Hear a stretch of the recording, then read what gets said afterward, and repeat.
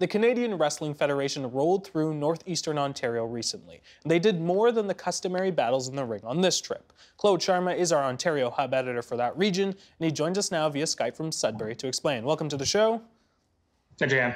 Okay, so this recent tour included more than just wrestling. How so?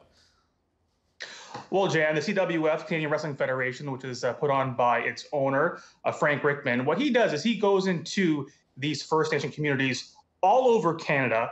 90% of his shows are toured on First Nation communities, in First Nation communities. And what he does is he has a boot camp during the week for the youth to kind of get them integrated into wrestling, some very basic fundamental moves. Then near the end of the week, depending how long he stays there for, they put on 2 big shows. And some of the storylines can have some controversial angles to it. Like, for an example, they have this real Canadian who's going up against an Indigenous wrestler claiming he's a real Canadian, kind of touching on Canada's colonial past. Interesting. You touched on the anti-bullying boot camps. What are they like?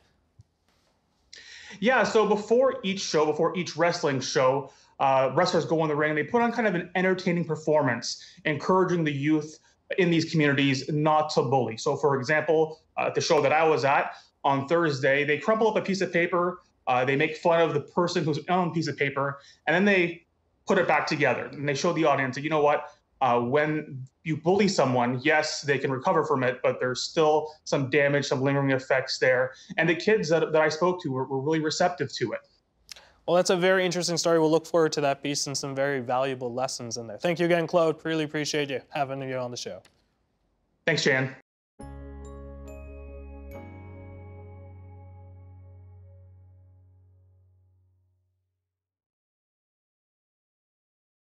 The Agenda in the Summer with Nam Kiwanuka is brought to you by the Chartered Professional Accountants of Ontario.